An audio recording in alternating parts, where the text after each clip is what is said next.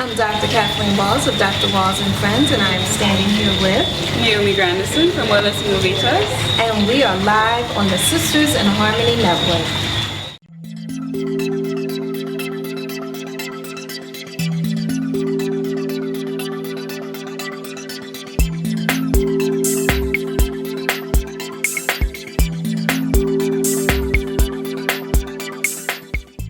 Welcome to Dr. Walls and Friends on Africa TV 1, and I am sitting here in CASTRIES on the beautiful island of St. Lucia with Chef Robbie. How are you doing? Not bad at all.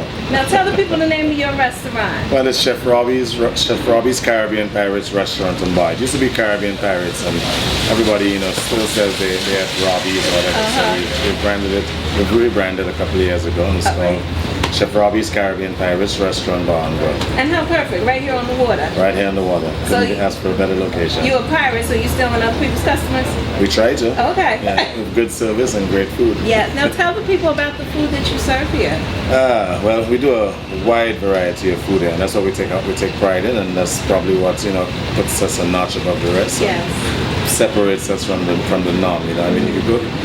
When I used to go restauranting before, my ex-wife, we were very limited to what we could get to eat because we got spoiled by being here for such a wide variety of stuff that we had. So every time I went out, I'd be like, man, there's not much to pick from. And if I'm sitting there, I can request to have some crayfish, some beagle, some turtle. It doesn't offend people. When it's the season, we do use it. You get some crabs, you get sea crab, land crab. We do escabeche. We do a little bit of everything. So we do rabbits. Have some duck coming in tomorrow for Chenet Creole. We do a variety of stuff. We do lobster.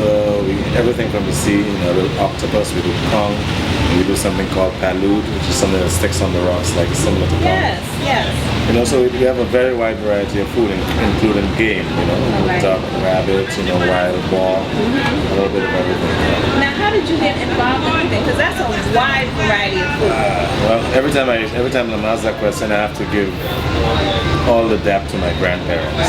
I grew up around women with my mother, my two grandmothers. At one stage when my mother went away and studied, she put me in the Duke with my grandmother.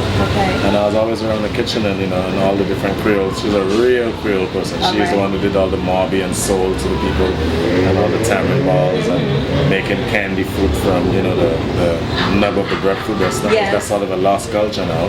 They still do it with grapefruit skin. But she did a little bit of everything. She used to do all the blackfish and all the the fish and nice fried fish has been refried and put in a sauce, which we call a kubu. So I used to be around all those good old things the country people used to do. Yes. And I picked it up unknowingly. As I grew older and I started doing my thing, I realized where I got it from. And then when I came to CASTRIES, I was with my other grandmother who would do all the nice eggnogs and cook all the nice local food. And we had a housekeeper who helped the cooking, and she did a lot of Creole food. So I was always around it, and then in the CDC where I was born and grew up, we were right next to the CASTRIES market. So produce and seeing the people coming on Saturday mornings, 4 in the morning, and when I used to go train soccer, I used to see all this stuff happening. And come back from training soccer, we'd walk around and buy all the fresh fruit and whatnot. So I grew up around all this bounty of food and fruits and vegetables and goodness and fresh things, and nice fresh coconuts and people doing nice Creole food in the market, So it was in me, and I didn't even know, because when I left St. Lucia to go to college, it was to study interior design. Okay. And I came back a chef. How would you say that studying of interior design has played into you being a chef? Because some of the skills I imagine are parlayed. It was the artistic part of me that wanted to go and do interior design and come back and work with my family's architectural firm, which is Never's Eat. And when I got there, as I was in college, I found myself looking at all those cooking programs. Now, I didn't tell you, prior to going to college, my mother opened a restaurant called the Golden Apple. Okay. So I was privileged to get to actually, do some cooking there before I even decided to go to college, whereas I was working construction with my uncle. And, I had a knack for it, because after fine dining dinner in front, which is a very simple menu, pepper steak, grilled fish, a couple little local things. My mother was a very good cook also. All right. And on evenings after dinner was over, we had a backyard called the Golden Apple Backyard, and I'll do barbecue there, and I'll get to be in my creative self and do all sorts of creative, kebabs and wraps and stuff off the grill, my version of jerk, and and all my friends would come and hang out, and it became a nice line, and I enjoyed it. I enjoyed keeping people's palates happy, and got a lot of gratification from the compliments you get from the food, And I guess that drove me into going to cooking eventually. Wow. I find myself looking at, Emerald Live and this one and that, and I'm saying, but I could do all that. That's easy stuff. I don't know why they're making such a big deal about it. And we've talked off camera, and you talked about how you can cook Russian food. Yeah. My education at CIA, which is Culinary Institute of America, is pretty diverse. Okay. They're very thorough, So I did a little bit of Russian, Mexican, Italian, Caribbean cuisine, which I knew naturally, but I learned why I was doing certain things, so I improved it.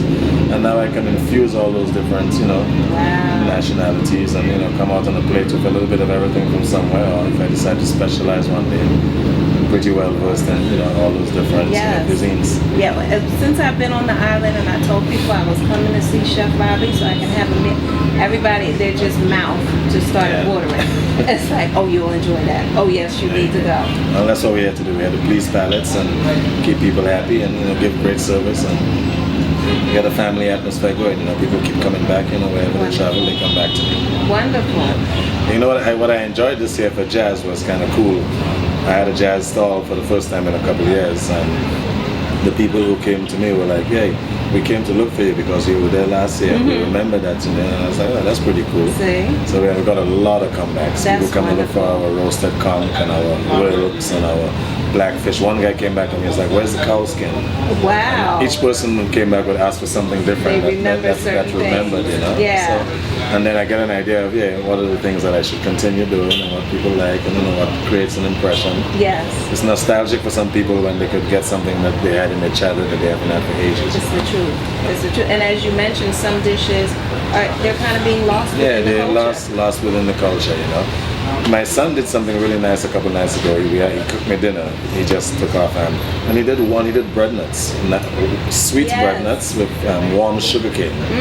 That was different, And I'm probably gonna steal his little idea and do a version of it. Yes. Which I thought was pretty cool, That sounds delicious. We normally do bread nuts as a savory. Yes. I've done stuffings of it. I've done it as a sweet. I've done a bunch of it, like peanut punch. Really? But he served it in a warm maple sauce with sugar cane warm as our dessert after dinner. Okay. And it was pretty nice. Nice. I mean, who does bread nuts? Who uses bread nuts much anymore? Or turpy tapu or pomme de laine, and a lot of those dying fruits and vegetables.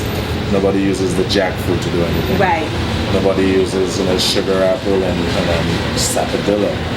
And all these things can make so many nice punches and interesting juices and nice presentation on plates, and they're just in the market going to waste, or a few old ladies who remember it and they pass and pick it up by it. So I try to incorporate it into all my cooking. That is wonderful. Yeah. So now people who are watching who want to come and get their palate pleased. Yeah. By you. Your palate pleasers. Yes.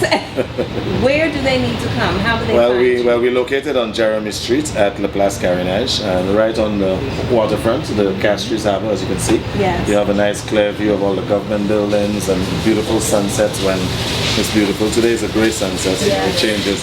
The sun sets 6 months behind the mountain, and then 6 months smack in the middle there. Okay. It shifts around, So during Christmas time, it starts coming across, and it's going to set smack in the center there. Beautiful. So we have a beautiful ambience here. You can ask for a nice atmosphere. People come here and they say, "Oh, we're in a hurry. We need to leave," And then I feed them their food, and then I see them staying an hour later. I'm like, "Hello." I thought you had to go. You had to go. Yeah.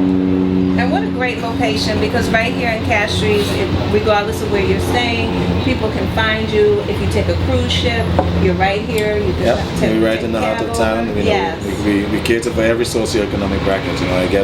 I get guys from the ghettos, I get the bank managers, I get the lawyers, the doctors, I get the bank clerks, I get people from all walks of life. people from the Perfect. supermarkets, you know, everywhere, you know. And we do a 3-course special for $30 EC, which you Okay. can't get anywhere in Castries or St. Lucia.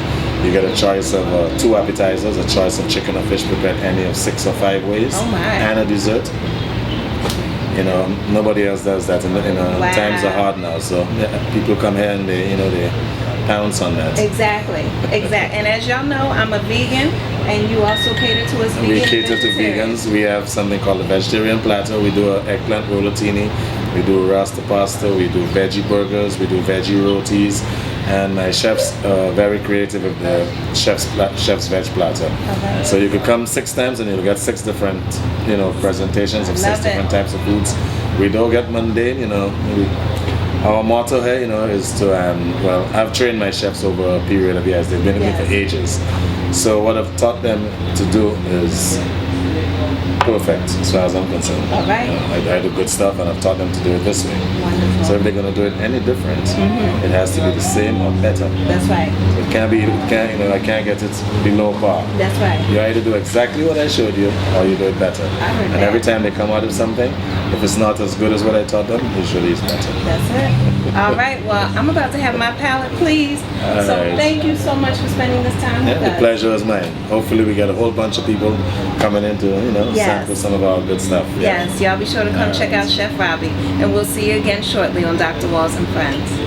Cheers.